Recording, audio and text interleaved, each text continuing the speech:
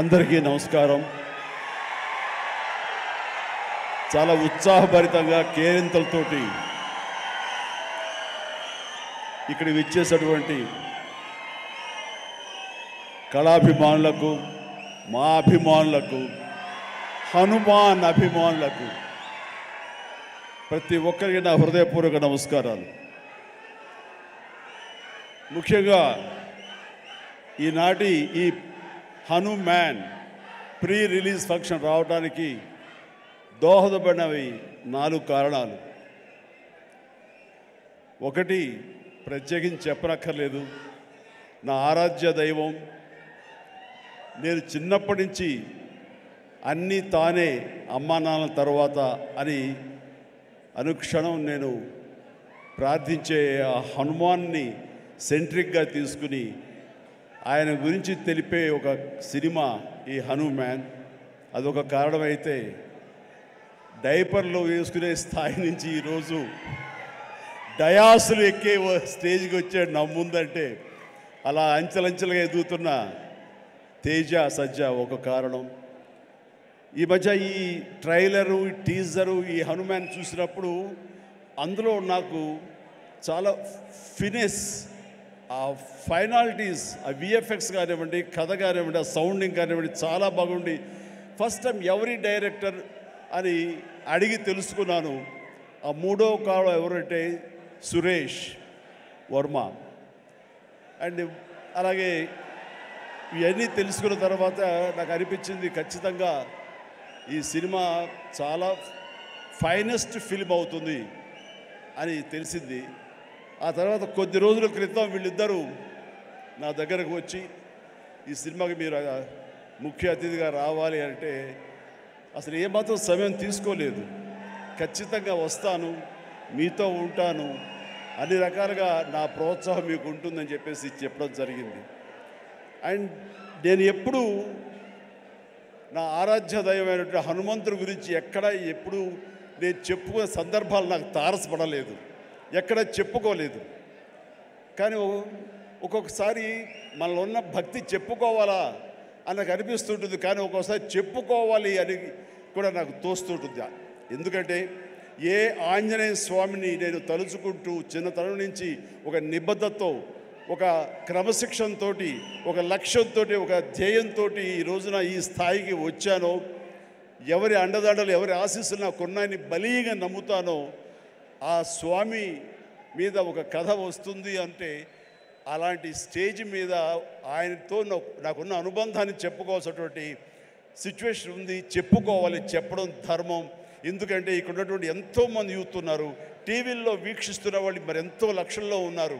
వీళ్ళందరికీ ఒక ఇన్స్పిరేషన్, ఒక మోటివేషన్ ఉంటుంది.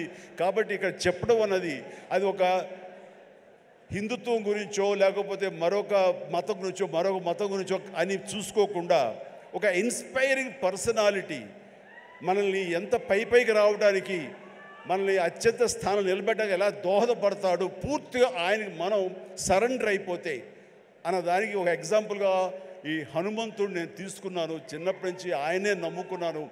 కాబట్టి అది మీరు కూడా ఎవరైనా సరే అలా నమ్ముకుంటే కనుక అలా స్థాయికి, ఉన్నత స్థాయికి వస్తారు.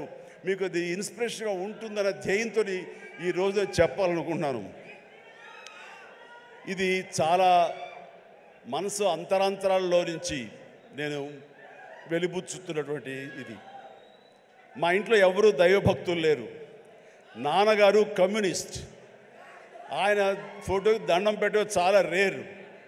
ఎప్పుడైనా అమ్మ కోరిక మేరకు తిరుపతి వెళ్ళి ఆ స్వామి దర్శనం చేసుకుని వచ్చేసేవాళ్ళం తప్ప, శనివారం అమ్మ వెంకటేశ్వర స్వామికి దండం పెట్టేది తప్ప, అంతమించి ఎవరు ఫోటోలకు దండం పెట్టగాని, స్వాముల్ని కొలవడం కానీ, దేవుణ్ణి ప్రార్థించడం కానీ ఏమీ లేదు. అలాంటిది ఈ చిన్నతనం అంటే 7th క్లాస్ నేను చదువుతుండగా అది పొన్నూరు, అక్కడ ఒక ఆంజనేయ స్వామి గుడి ఉండేది. ఆ ఆంజనేయ స్వామి గుడిలో నేను రోజు వెళ్ళి ఆంజనేయ స్వామి దండం పెట్టుకుని వస్తుంటాను స్కూల్ నుంచి వస్తూ. ఆ తర్వాత next year 7th class 8th class నేను బాపట్లలో చదివేవాడిని. ట్యూషన్ నాకు ఆంజనేయ స్వామి గుడి దాటుకుంటూ వెళ్ళాలి. తిరిగి వచ్చేటప్పుడు ఈవినింగ్ 8 ఎంత అవుతుండేది. కొంచెం చీకటిగా ఉండేది. ఇప్పుడు అంత బిజీగా అప్పుడు ఉండేది కాదు కాబట్టి కొంచెం భయంగా ఉంటుండేది. కానీ ఆ హనుమంతుడి గుడి పక్క నుంచి వెళుతుంటే అందులో ప్రసాదాలు ఇచ్చే సమయం, ఆ వంక ఈ వంక ఆకలి అవుతుండేది. వెళ్ళే ప్రసాదం కోసం హనుమంతుడితో భక్తి ఏర్పడింది నాకు. అలాగా ప్రసాదం తీసుకుంటూ అక్కడే తింటూ ఆయా స్వామి ఆ పూజారి ఎవరైతే ఉన్నారో ఆయన చెప్పే విషయాలు హనుమంతుడి గురించి వింటూ అక్కడ హనుమాన్ చాలీసా ఆ పలకల మీద శిలా పలకల మీద రాస్తుంటే అవన్నీ ప్రాక్టీస్ చేస్తూ అలాగే తెలియకుండా నాలో ఆయన మీద భక్తిభావం అలాగ కుదిరిపోయింది. కుదిరిన తర్వాత అక్కడి నుంచి నేను మొగల్తూరు వెళ్ళి 7th 8th 9th క్లాస్ చదువుతాను. ఆ సమయంలో మా ఫ్రెండ్స్ తోటి బజార్లో వెళ్తుంటే మీకు గుర్తుండి ఉంటుంది, చాలామంది ఎవరైతే విలేజ్ నుంచి వచ్చారో వాళ్ళకి బాగా తెలుసు, రోడ్డు మీద ఒక చెక్స్ ఉన్నటువంటి ఒక ఇది వేసుకుని ఒక్కొక్క చెక్స్లో ఒక్కొక్క వస్తువులు, ప్లాస్టిక్ వస్తువులు, రకరకాల వస్తువులు పెట్టి ఒక క్యాలెండర్ ఉండేది. క్యాలెండర్ కింద మిఠాయిలు అతికించేవాడు. సో మనం 2 పైసలు 3 పైసలు ఇస్తే ఆ మిఠాయి మనకి ర్యాండమ్గా చింపుకోవచ్చు. అది ఓపెన్ చేస్తే ఇంత పెప్పర్మెంట్ ఉంటుంది. ఆ పెప్పర్మెంట్ వెనకాల ఒక నెంబర్ ఉంటుంది. ఆ నెంబర్ చూసుకుని చెక్స్లో చూసుకుంటే ఏ వస్తువు, అది ప్లాస్టిక్ దువ్వెన రావచ్చు, ప్లాస్టిక్ అద్దం రావచ్చు, ఒక్కోసారి ఏమీ రాకపోవచ్చు. అలా చూసుకుంటే నాకు ఒక క్యాలెండర్ వచ్చింది. ఆ క్యాలెండర్ ఇచ్చాడు. ఓపెన్ చేస్తే హనుమంతుల వారి క్యాలెండర్, ప్రసన్న ఆంజనేయ, గుండె చీల్చుకున్నది. ఆ హనుమంతుడు వాడు ఏ సమయంలో వచ్చిందో ఈ రోజుకి మా ఇంట్లో అది అలా కొలువై ఉంది. ఆంజనేయ స్వామి ఫ్రేమ్ కట్టి అది పూజిస్తూనే ఉన్నాను గత ఎన్నో సంవత్సరాలుగా. దాదాపుగా నాకు 12-13 సంవత్సరాలు అప్పటి నుంచి. అంటే ఏంటో తెలీదు, హనుమంతుల వారి గురించి నేను ఆయన వెంటపడ్డానా, ఆయన మీద నాకు ఒక గురి కుదిరేసరికి ఆయన నా వెంటపడ్డారో నాకు తెలియదు. కానీ నా యొక్క జీవితంలో అంతర్భాగం అయిపోయారు. అది అంతటితో ఆగకుండా నేను 10th చదివే సమయానికి మా నాన్నగారికి ఎక్కడో పేరాల చీరాల అనే ఊళ్ళో నాన్న పనిచేసేవాళ్ళు. అక్కడి నుంచి నాన్నగారికి మాడుగులని ఉత్తరాంధ్రలో అయింది ట్రాన్స్ఫర్. అక్కడికి వెళ్ళటం నాన్నగారికి ఇష్టం లేదు. సో లాంగ్ లీవ్ పెట్టేశారు. ఆయన 3 monthsలో చాలా దిగాలు పడిపోయేవారు, ఒక డిప్రెషన్ గురయ్యేవారు. నాన్న అలా చూస్తే నాకు చాలా బాధ అనిపించేది. నాన్న, మీకు దేవుడి మీద నమ్మకం లేదు, కానీ మీరు హనుమంతుల వారిని హనుమాన్ చాలీసాని 108 సార్లు చదువుతూ అలా చేయండి. వితిన్ నో టైం మీరు అనుకున్న చోట మీకు ట్రాన్స్ఫర్ జరుగుతుంది అని చెప్పేసి 15 ఏళ్ల కుర్రవాడిగా 10th క్లాస్లో నాన్నకి చెప్తే ఆయన వింటారా వినరో, ఆయన పెద్ద దేవుడి మీద భక్తి లేదు అని కొంచెం టెన్షన్గా, అవునంటావా, జరుగుతుందా, చేద్దామా, చేయనా అంటే అప్పటికప్పుడు హనుమాన్ చాలీసా నేనే ఒక చిన్న కాగితం రాసేసి నాన్నకి వచ్చారు. నాన్న 2-3 సార్లు చదివారు. ఆ తర్వాత 108 సార్లు ఆయనకి చిట్టి గారెలు ఆయన మెళ్ళో వేసి 108 గారెల్ని, ఆ తర్వాత మార్నింగ్ నుంచి ఈవినింగ్ మధ్యాహ్నం వరకు అయిపోయింది. అలా చదివేవాళ్ళు. నమ్మండి నమ్మపోండి, 1 రోజుల లోపల ఆయనకి మళ్ళీ ఏ ఊరైతే కోరుతారో ఆ ఊరికి ట్రాన్స్ఫర్ అయిపోయేసరికి నాన్నకి విపరీతమైన నమ్మకం ఏర్పడిపోయింది. చెప్తుంటారు, నాకు గురువు ఎవరో కాదు, హనుమంతుడి పరిచయం చేసిన గురువు మా పెద్ద అబ్బాయి మా శంకర్ బాబు అని. నాకు చాలా ఆనందం వేసింది. నాన్న లాంటి ఒక కమ్యూనిస్టు భావాలు ఉన్నటువంటి ఒక నాస్తికుడిని నేను ఈ రకంగా దైవభక్తుడిగా మార్చానని చెప్పేసి అక్కడి నుంచి మా ఇంట్లో మా యొక్క కులదైవం ఆంజనేయ స్వామి అయిపోయారు. ఇది ఇలా ఉండంగా పేరాల అనే ఊరప్పుడు నేను డిగ్రీ అయిపోయింది. నెక్స్ట్ ఏం చేయాలి అనే ప్రయత్నంలో చెన్నై వెళ్ళి ఫిలిం ఇన్స్టిట్యూట్లో జాయిన్ అవుదాం అనుకుంటుండగా మా పెరట్లో తిరుగుతుండగా నాకు ఎర్లీ మార్నింగ్ ఏదో కాయిన్ ఒకటి కింద పడి ఉంది. ఏంటనే కాయిన్ అని చెప్పేసి కాలుతోటి ఇలాగ అన్నాను. అది సేవండి హనుమాన్ ఇది ఉండేది బిళ్ళ. వెంటనే కళ్ళకు అద్దుకుని పొరపాడైపోయింది చెప్పి చూస్తే హనుమంతుడి బొమ్మ ఉంది. అది తీసుకెళ్ళి నాన్నగారికి ఇచ్చాను. నాన్న ఇట్లాగని, అంటే నువ్వు ఏది చెయ్యాలని అనుకున్నావు కదరా, కాబట్టి అది నీకు ఒక దారి చూపించేలాగా హనుమంతుడు ఈ రకంగా కనిపించాడేమో అని పూజలో పెట్టారు. అక్కడి నుంచి నా ప్రయత్నాలు నేను చేయటం, అలాగే మెడ్రాస్ ఫిలిం ఇన్స్టిట్యూట్లో నా ప్రయత్నాలు చేయటం, అక్కడికి వెళ్తే నాకు అవకాశం రావటం. నేను వెళ్లే ముందు నాన్నగారు దీన్ని ఒక దండగా, ఒక లాకెట్, ఆర్టిన్ షేప్లో ఒక లాకెట్లో పెట్టి నా మెడలో వేశారు. అది నేను చాలా ఒక ఆశిస్తులాగా ఒక మనోధైర్యం, అంటే జేబులో బొమ్మ ఉంటే ఎంత ధైర్యంగా ఉంటుంది ఆ రకంగా ఫీల్ అయ్యి వెళ్ళేవాడిని.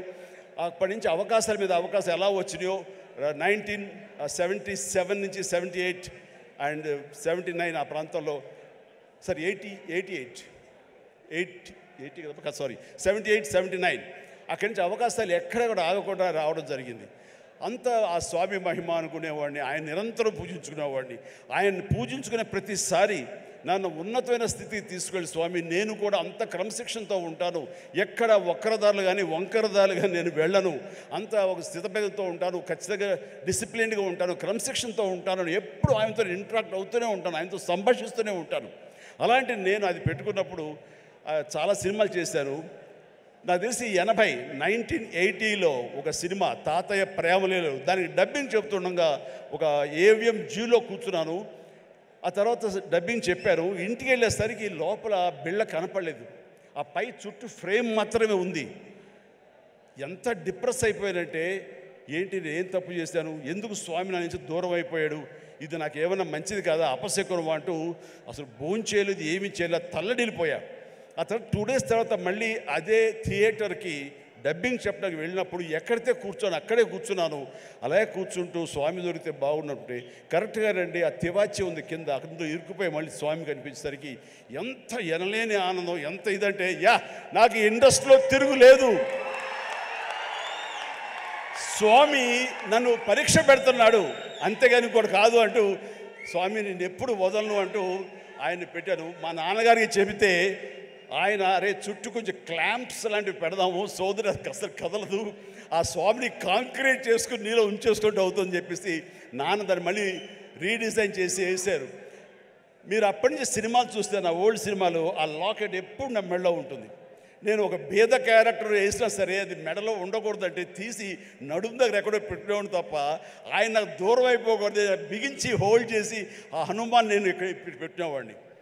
ఆ తర్వాత 2000 ఇయర్లో నేను అన్నయ్య సినిమా చేస్తుండగా, అన్నయ్య సినిమాలో 2 క్యారెక్టర్లు, ఆట కావాలా పాట కావాలా, అది సిమ్రంతో చేసే ముందు ఒక చెట్టుని నేను పట్టుకుని ఏలాడుతుంటాను. నా ఆత్మారాముడు నన్ను లాగి నెట్టి ఆ అమ్మాయి వైపు నెడతాడు. నెట్టేప్పుడు ఇది హ్యాంగ్ అవుతుంది సార్, అడ్డుగా ఉందని కెమెరామెన్, బహుశా ఎవరు మన కెమెరామెన్ చోటకే నాయుడు ఆ మాట అనకపోయి ఉంటే ఇప్పుడు నా దగ్గర ఉండేది అనేసి అలాగా అని చెప్పి తీసేశారు. ఇలాంటి ఎవరో పక్కన ఉంటే పక్క వాళ్ళకి ఇచ్చేస్తాను. ఆ తర్వాత మర్చిపోయాను, కనపడలేదు. అయితే ఏదంటే లేదు లేదు ఎవరి దగ్గర లేదు, సరిగ్గా ఎత్తకంటున్నాను, ఎవరి దగ్గర లేదు. పోలే స్మాల్ ఒక 2 సవర్ల బంగారం అనిపించింది. ఏంటి తేడా, 80లోనేమో తల్లడిల్లిపోయాను, స్వామి నుంచి దూరం అయిపోయారని. అదే 2000 వచ్చేసరికి ఇట్స్ ఓకే, 2 సవర్ల బంగారం అనుకున్నాను. ఏమిటి అంటే నాకు ఈలోగొచ్చిన పరిణితి కానీ మనలో మెచ్యూరిటీ కానీ, భగవంతుడు అనేవాడు బాహ్యంగా ఉండడు, భగవంతుడు అనేవాడు మనలో అంతర్లీనం అయిపోతాడు, మనలో మమేకం అయిపోతాడు, మన అంతర్భాగం అవుతుంది. అది హనుమంతుడు అనేది మన యొక్క అంతరాత్మ తప్ప మరొకటి కాదు అని తెలుసుకోవడం నాకు అన్నేళ్ళు పట్టింది. అందుకని ఆ చిన్నతనంలో కౌలించుకోవడానికి ఫిజికల్గా ఉండాలి, పెద్ద అయిన తర్వాత మన మనసులో కళ్ళు మూసుకుంటూ ఆయన మనతో సంభాషించే లెవెల్కి మనం ఉండాలి. హనుమాన్ ఒక్కసారి కనుక మనల్ని ఆశీస్సులు అందించాడంటే జీవితాంతం వదలడు, మనలోనే నిబిడీకృతం ఉంటాడు, మనలోనే అంతర్లీనంగా ఉంటాడు. ప్రతి క్షణం మన ఆత్మ అంతరాత్మ ఆయన మనం కాపాడుతుంటాడు, మనల్ని నిర్దేశిస్తుంటాడు, మన మార్గ నిర్దేశం తెలియచెప్తుంటాడు అని నాకు అనిపించిన తర్వాత ఈ రోజు వరకు నాకు హనుమంతుడు అంటే పూజలు పునస్కారాలు ఏమి చేయను, ఏ గుళ్ళు గోపురాలు తిరగను. కానీ ఏదైనా సమస్య వచ్చినప్పుడు పడుకునే ముందు ఇలా ఉందని నా అంతరాత్మతో నేనే మాట్లాడుకుంటా, నా అంతరాత్మనే హనుమాన్తో నేనే మాట్లాడుకుంటాను. తెల్లవారు లేచేసరికి నాకు దానికి సమస్యకి పరిష్కారం లభిస్తుంటుంది. అట్లా నా జీవితం ఇంతవరకు సక్సెస్ఫుల్గా వెళ్ళటానికి బహుశా ఆ హనుమాన్, ఆ తెలియని అద్వితీయమైన అతీంద్రమైన శక్తి నన్ను కాపాడుతుంది, నడిపిస్తుంది నాకు అనిపిస్తుంటుంది.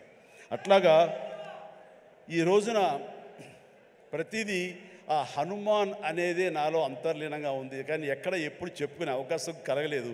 ఈరోజు నాకు చెప్పుకునే అవకాశం నాకు ఈ హనుమాన్ సినిమా ఈ స్టేజ్ మీద కలిగింది. మీతో ఈ రోజున పంచుకుంటున్నాను. చాలా చాలా ఆనందంగా ఉంది. అండ్ ఈ మధ్య వీళ్ళు చెప్పారు, తర్వాత బయట కూడా చెప్పారు ఎవరో, ఈ హనుమాన్ అనే టైటిల్ మీ నుంచి వచ్చింది, మీ నోటంటే వచ్చిందని చెప్పేసి. ఇందాక కూడా క్లిప్పింగ్ వేశారు. అది సమంత, అది ఆహాలో ఒక చిన్న ఇంటర్వ్యూ జరుగుతుంటే అక్కడ మీకు నచ్చినటువంటి సూపర్ హీరోస్, మార్వల్ హీరోస్ ఎవరు అని చెప్పి అడిగితే సూపర్ మ్యానా, బ్యాట్మ్యానా, లేకపోతే ఐరన్ మ్యానా ఎవరు అంటే నాకు వాళ్ళ పేర్లు చెప్పేటి, మన హనుమాన్ ఉన్నాడు కదా ఆయన మించిన వాడా అంటూ నేను వెంటనే ఒక క్షణం పాటు ఆలోచించి హనుమాన్ అన్నాను.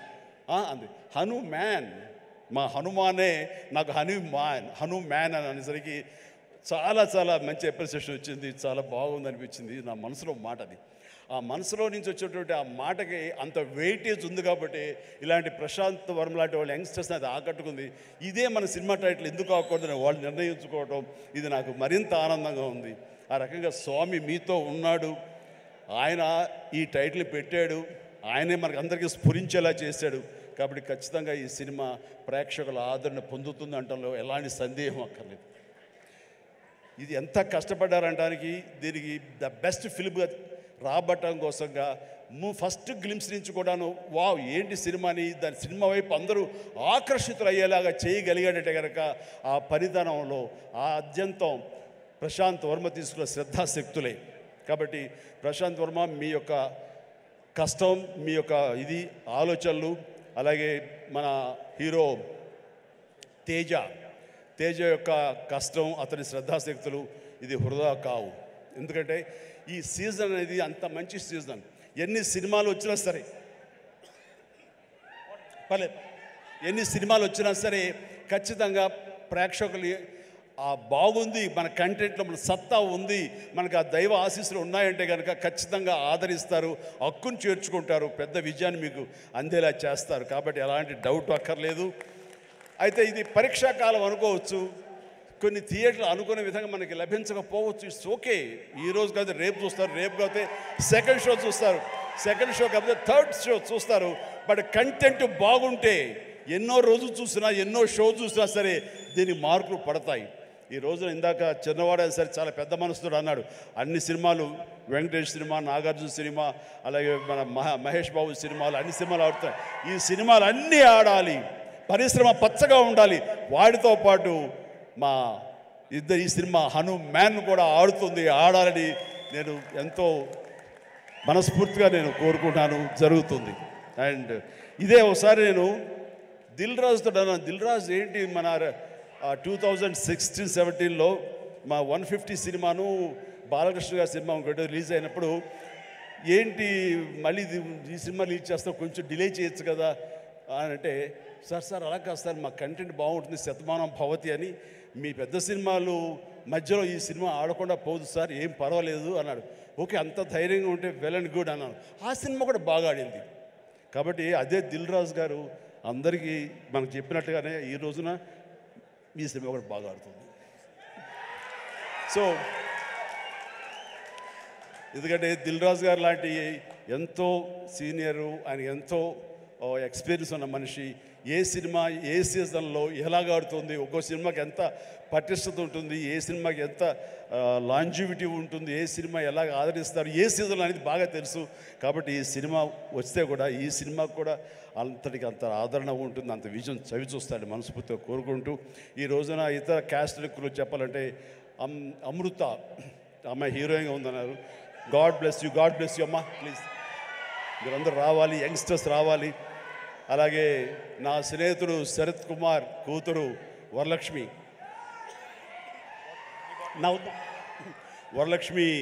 Sarath Kumar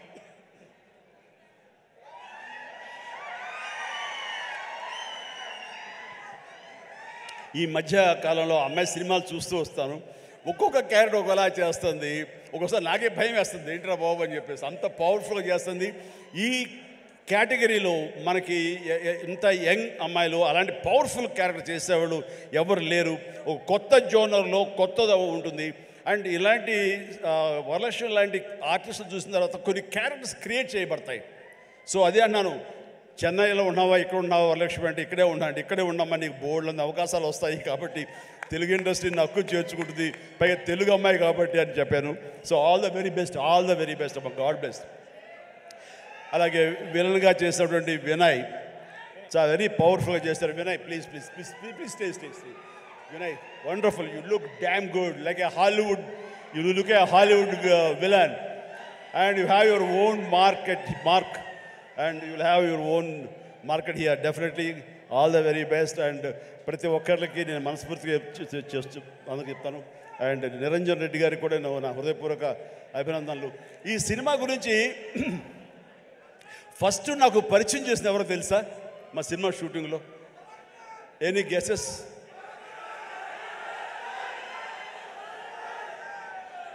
getup scene.